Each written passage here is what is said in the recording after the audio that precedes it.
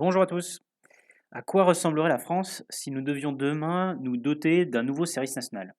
Comment pourrions-nous l'adapter aux défis et aux exigences du temps présent? Comment pourrait-il nous aider à surmonter les immenses défis qui s'annoncent? Ce sont les questions auxquelles je vous propose de répondre aujourd'hui.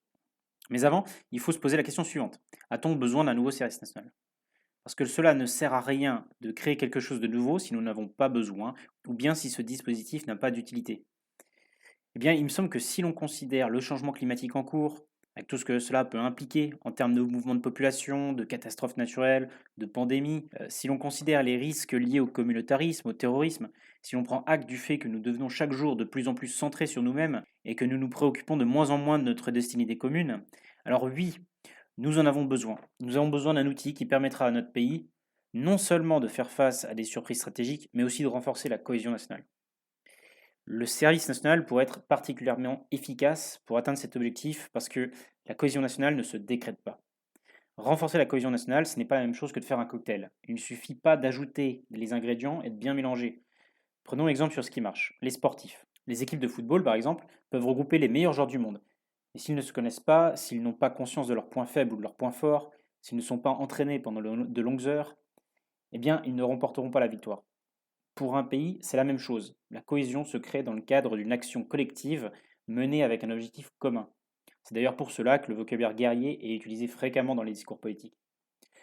Le service national que je propose permettrait d'aller au-delà des mots en mobilisant par le travail au service de la France afin de renforcer la cohésion nécessaire à notre pays. Alors avant d'aller plus loin, il est entendu que je ne souhaite pas créer un nouveau service militaire parce que tout simplement nous n'en avons pas besoin. Nous n'avons pas besoin actuellement de 750 000 jeunes en armes et en plus cela coûterait extrêmement cher. Rien que pour les logements nécessaires, on peut tabler sur 20 milliards d'euros, puis 1 milliard par an, ensuite rien que pour l'entretien. Donc, si nous en avons les ressources, pourquoi pas? Mais dans le contexte actuel, cela me semble compliqué. Si néanmoins le service militaire vous intéresse, je vais vous expliquer à la fin comment le dispositif que je propose permettrait la remontée en puissance de nos armées, mais je dois d'abord vous présenter l'ensemble du dispositif avant cela. Alors, s'il ne s'agit pas d'un service militaire, que faire de ces jeunes mobilisés? Eh bien, je pense que le service national doit être un outil au bénéfice de l'État et des collectivités territoriales, qui sont eux-mêmes des outils permettant la poursuite de l'intérêt commun. Alors tout d'abord, concernant la durée, je prévois un an, parce qu'en dessous, les appelés ne resteront pas suffisamment longtemps pour être vraiment utiles, le temps qu'ils se forment, qu'ils prennent leur marque. Au-dessus d'un an, cette durée devient évidemment trop longue. Même si je suis un fervent partisan de l'implication quotidienne de tous au service de la nation, je crois également que l'individu doit pouvoir être libre de mener ses projets personnels, pouvoir être libre d'être détaché des structures publiques.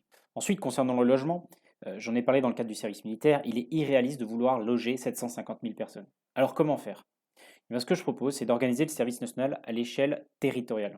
C'est-à-dire que, comme pour la très grande majorité des travailleurs français, eh bien, les appelés rentreront chez eux le soir. C'est un mode d'organisation qui a déjà fait ses preuves dans le cadre du service civique, actuellement en France, ou bien il y a encore quelques années dans le cadre du service civil allemand. Alors évidemment, une indemnité est à prévoir et je pense qu'elle doit être équivalente à celle du service civique, c'est-à-dire 600 euros, mais cela peut faire l'objet d'un débat ultérieur évidemment. Mais il me semble que le point le plus important dans tout cela, ce sont les jeunes, car on ne pourra pas mettre en place ce dispositif sans eux. Il faut donc que le service national soit une période utile pour eux, pour qu'ils acquièrent de l'expérience, pour que cela facilite leur entrée dans la vie active. Je décris dans l'ouvrage toute une série de mesures à mettre en œuvre, par exemple le fait de dépasser les classes d'âge, l'intégration des stages au service de la fonction publique dans le temps passé au service national. Voilà, toutes ces mesures auront pour objectif de susciter l'adhésion. Et surtout, pour faire en sorte qu'en nous rendant service, eh bien, les jeunes puissent également se rendre service à eux-mêmes. Donc, avec ce dispositif, les appelés pourront venir en renfort de leur mairie, du commissariat ou de l'école du quartier, de l'hôpital le plus proche, de la caserne de pompiers à proximité, bref, de toute structure publique qui a besoin de manœuvres non qualifiées ou faiblement qualifiées pour lui venir en aide. Et il y en a beaucoup. Grâce à cette dispersion, on n'aura donc pas besoin d'encadrer de lourds bataillons d'appelés comme c'était le cas auparavant, mais on pourra compter sur nos 5,5 millions de fonctionnaires et d'agents qui, eux, pour le coup, ont besoin d'aide dans l'accomplissement de leur mission.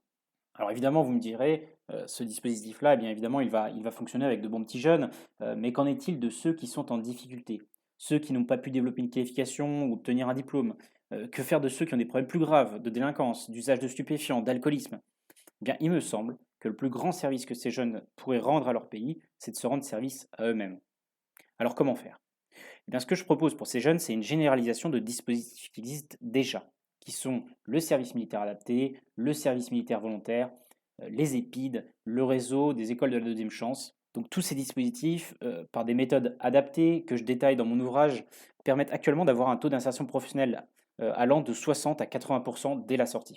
Il faut savoir que chaque année dans notre pays, ce sont 100 000 jeunes qui sortent du système éducatif sans diplôme ni qualification. Il faut savoir également qu'un décrocheur coûte en moyenne 230 000 euros tout au long de sa vie, sans parler du drame, évidemment, que cela pourrait parfois constituer pour l'individu lui-même.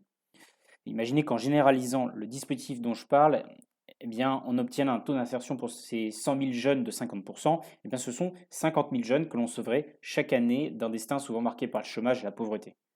Évidemment, cela représentera d'immenses économies pour le pays. Avec 50 000 décrocheurs en moins, eh bien, on économiserait plus de 11 milliards d'euros chaque année.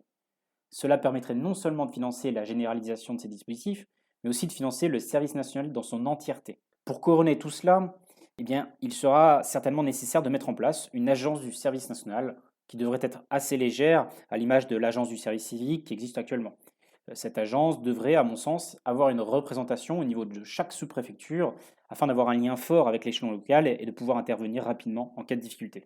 Et puis pour terminer, je voulais aborder la dimension militaire du dispositif, j'en avais parlé au début, car s'il me semble que l'on n'a pas besoin de 750 000 jeunes sous les drapeaux, eh bien nos forces armées pourraient bénéficier d'un soutien direct d'une fraction d'entre eux. Vous savez qu'il y a actuellement sur notre territoire les opérations Vigipirate et Sentinelle qui mobilisent beaucoup de nos soldats. Ce sont des soldats professionnels qui se sont entraînés longuement, qui maîtrisent des armements de haut niveau et qui sont actuellement massivement engagés dans des opérations, que ce soit sur le territoire national ou en dehors. Or, Vigipirate et Sentinelle n'ont pas besoin de soldats rompus au contre-terrorisme ou au conflit de haute intensité. Vous avez actuellement de nombreux réservistes qui, après quelques semaines d'entraînement, viennent en renfort de nos soldats professionnels. Eh bien, il me semble que l'on peut faire la même chose avec des appelés. Et si demain la situation politique venait à changer, si le spectre ancien de guerre nouvelle venait à menacer, eh bien, nous pourrions adapter ce dispositif, ouvrir le service national dans sa dimension militaire à plus de jeunes, et ainsi faciliter la remontée en puissance de nos armées. En résumé, on aurait un dispositif mobilisant les jeunes au service de l'État et des collectivités territoriales pour une durée d'1 an. Cela permettrait de renforcer le service public, de permettre un meilleur encadrement des élèves, de soulager les services hospitaliers, de développer une police de proximité, de lutter contre la désertification rurale en revivifiant les petites communes, de mieux protéger notre patrimoine, qu'il soit culturel ou environnemental, d'aider nos soldats, bref, les possibilités sont infinies. Mais au-delà, cela permettrait, il faut l'espérer, de faire l'unité de la nation, car nous sommes tous conscients des défis que nous allons devoir surmonter collectivement. Nous sommes tous conscients que sans action de notre part, nous courons à la catastrophe. Donc je ne sais pas si ce dispositif de service national pourrait l'empêcher. En tout cas, il me semble qu'il pourrait, à défaut, nous permettre de nous y préparer. Il ne faut pas croire que la France soit un fait accompli, qu'elle sera toujours là parce qu'elle est là depuis 1000 ans. Plusieurs fois dans l'histoire, notre pays fut au bord de l'abîme, parce que nous n'avons pas su faire jouer cette cohésion nationale à temps, parce que les intérêts des groupes ou des individus ont primé sur l'intérêt de la nation. Il ne faut donc pas chercher à l'étranger les causes de nos faiblesses passées, présentes et à venir. Chaque fois que nous avons été désunis, nous avons été battus. Mais si nous avançons d'un même élan, alors la France redevient la France, c'est-à-dire une source d'inspiration et d'émerveillement pour le monde. Voilà, j'espère pouvoir compter sur votre soutien pour porter ce projet. En tout cas, vous êtes déjà nombreux à me demander comment vous pourriez m'aider. Évidemment, je vous invite, si vous ne l'avez pas fait, à vous procurer l'ouvrage, à en parler autour de vous. Et pour le reste, eh bien, je reviendrai vers vous dans le cadre probablement d'une newsletter que je suis en train de créer. Donc, à très bientôt.